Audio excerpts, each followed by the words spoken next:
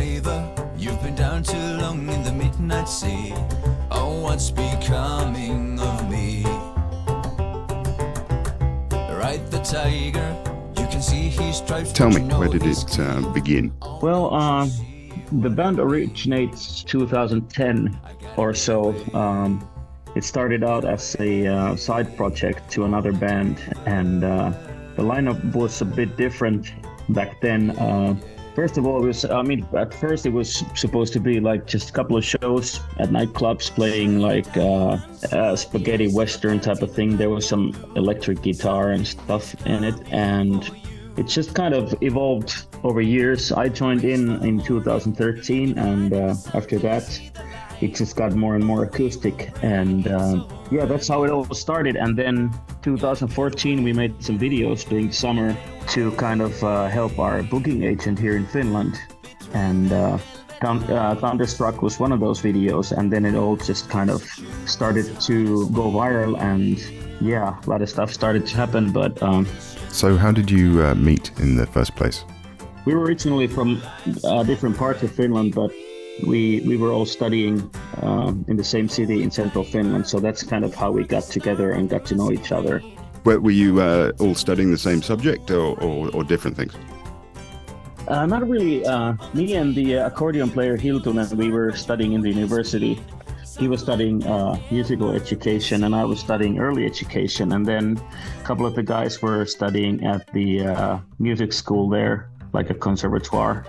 But the campus area is kind of nearby there, and you know, it's a small town, so everybody who plays an instrument kind of eventually gets to know each other at some level at least. So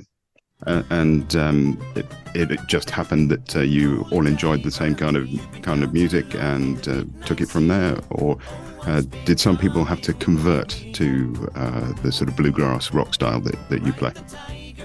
Well, actually, quite a bit, yeah. I mean, our banjo player, Herman, he's originally a guitar player, so he just kind of picked up the banjo for this band originally. So he started with the 6-string banjo and then turned to like a proper 5-string bluegrass banjo. So he's been working, he's been putting in tons of hours to learn the banjo, and I maybe was more into like rock, even some of the heavier stuff. So I had to learn a lot of stuff on the mandolin and also acoustic guitar, and also the original bass player kind of picked up the upright bass, especially for this band. So when things started going this way, we all kind of took on to some kind of a new instrument, and it's been going on all the way to these days too. We try to get like at least 1 or 2 new instruments on every album that we make, so it kind of keeps it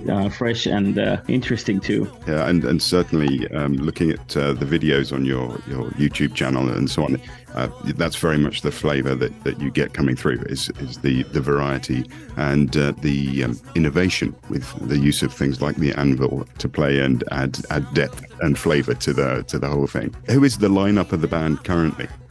The current lineup that has been since the last album, so it's been already like I think 3 or 4 years. For me, Remmel, I do some vocals, acoustic guitar, mandolin, and then there's Hiltunen who plays. He's our multi-talented instrument guy. He plays accordion, mandolin, organ/keyboards, flute, recorder, Finnish traditional instrument called kantele, and he can also pick up a guitar if needed. So he's there with all his gear. As said earlier, Herman plays the banjo, also sings, and he also plays acoustic guitar. And then there's Skubu, who plays the drums and percussions and also does vocals, and then Jamppa, who plays upright bass and fiddle, and he also sings. So we have 4 people doing vocals live. That's one of our kind of like strong points there, that we love to do harmonies, and we switch around who's taking the lead in between songs. So that's awesome, and it's a fabulous sound that you guys put together. I was looking on your website, and I was going to ask you about your creative process, but I was very intrigued to find out a little bit about the Seagull's Nest. Yeah, that was something we came up with when pandemic started to hit worldwide, and also in Finland. We were playing in the western part of Finland, and we just got like tons of email that shows are getting postponed, and the pandemic is going to cancel or postpone most of our shows, and our calendar was basically empty. So we were, after the show, to be honest, we went to a pub and got to a point where we were not feeling much pain. Let's put it that way. At first, we got an idea to build a tree house and make a video or two in there, and then somebody, it might have been Hildon, the accordion player, came up with an idea that if we're gonna build a tree house, might as well ask some Finnish musicians if they want to come and visit, because everybody's gonna have their schedule rearranged anyway due to the pandemic. So we ended up doing I think 6 episodes with different Finnish musicians, and that was actually a really cool thing, because the longest break we had from touring was 6 months during the pandemic. So that kind of kept us going. We arranged 2 songs for each episode, came up with questions, what to talk about with the guests. So it's kind of a YouTube series with interviews, a couple of live songs, and just, you know, a bunch of people hanging out at the treehouse. So we had tons of fun doing it, and we were supposed to do the next episode this summer, but unfortunately there was a cancellation on the guest who was supposed to come there. But in the end, it was a good thing. It's been a super busy summer touring around Europe. That's how the Seagull Nest kind of came along. Again, if any of our listeners want to visit your website, I believe that there are all the little videos of the different people you've jammed with, and those cameo appearances that you talked about earlier. Remind us the website. Yeah, so you can find our website, including all the info about tours and stuff, from www.stevenseagulls.com. And also, if you want to check out our videos, go to our YouTube channel that has all of our music videos and all the episodes of Seagull's Nest. And you can find us in other social medias too, but maybe those 2 are the 2 with most information. Fantastic. Included. Awesome. And I noticed again from your different literature that you were hoping to get Robert Plant possibly on to the Seagull's Nest. Is any success with that so far? Yeah, not too much success on that on that front so far. I don't know if I would be able to to handle if we actually did get Robert Plant there, because to me, Zeppelin is one of the greatest bands ever to walk on this earth, and he's a magnificent singer. So that would be a dream come true. But yeah, we'll see what happens. Maybe one day we'll get him to come and visit us in central Finland. Fantastic. And well, if there are any Tone FM listeners out there, and you know Robert Plant or you have his phone number, please give him a call and invite him to the Seagull's Nest in Finland to join Steven Seagulls. Okay, leading very nicely on from that, your kind of game changer of a track was Thunderstruck, which I looked on YouTube. You've had over 163 million views of that video. Obviously a strong influence from AC/DC. This latest track that you've just put out is More Than the Feeling, which of course was Boston's debut track from 1976. You've got a lot of legends on your discography. Is it all rock based, or is it broader? I would say it's mainly rock based. Most of us grew up in the 90s when MTV stuff and everything like that came to Finland. So that kind of changed a lot of the music scene here in Finland. So bands like Nirvana, Offspring, Metallica, Megadeth, all that came through that. And we also have a really strong history on the classic rock. So bands even from the late 60s and bands from the 70s like Zeppelin, Boston, all this classical stuff. So yeah, the bands that we do kind of rearrange, or the songs that we rearrange and cover, most of them are songs that we just kind of grew up with.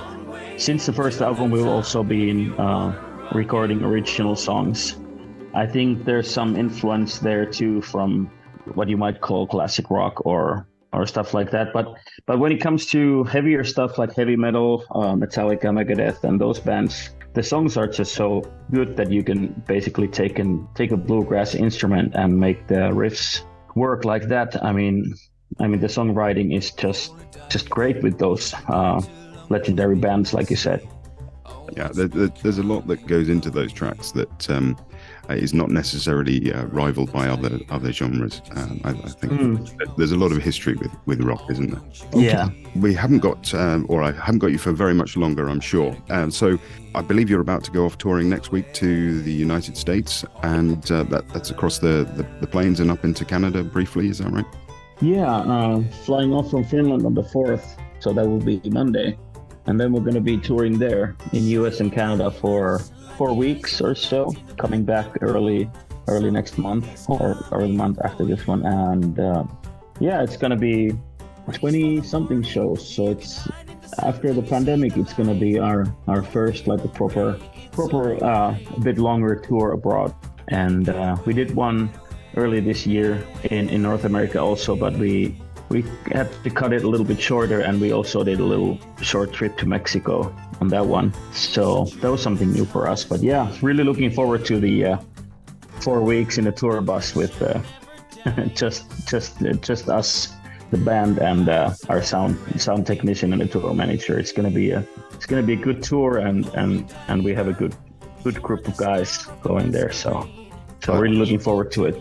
I'm sure it'll be fantastic, if not completely exhausting. And I believe that you're also heading over to the UK at the very end of October and then into November. And in fact, I think for Tone FM listeners, I believe you're playing at the Thekla in Bristol on the 6th of November. And you've also got the dates in London and Manchester. Is that right? Yeah, like you said, that's going to be late October and early November. I think it's 9 shows total. It's going to be your second time in Thekla, actually.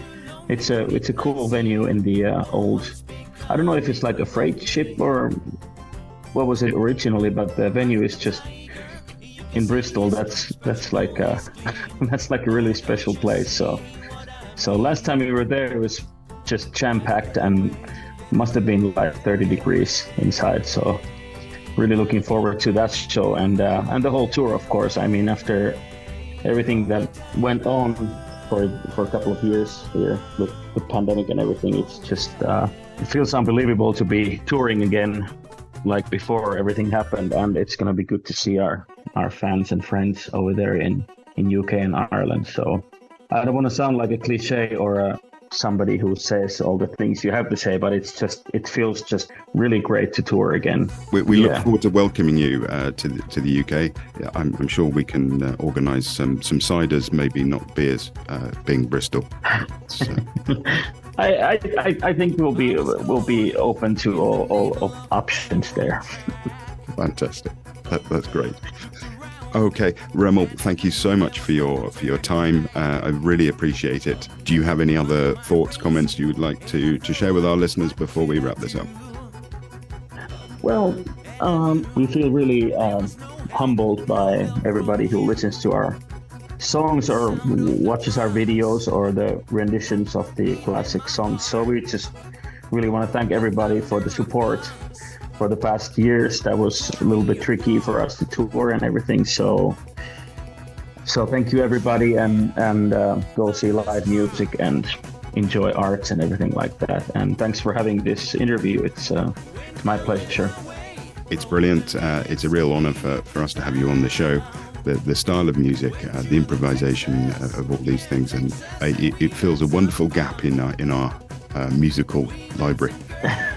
Well, thank you very much for the kind words, and we're glad if we can make people smile and have a good time. So that's what we try to do, at least.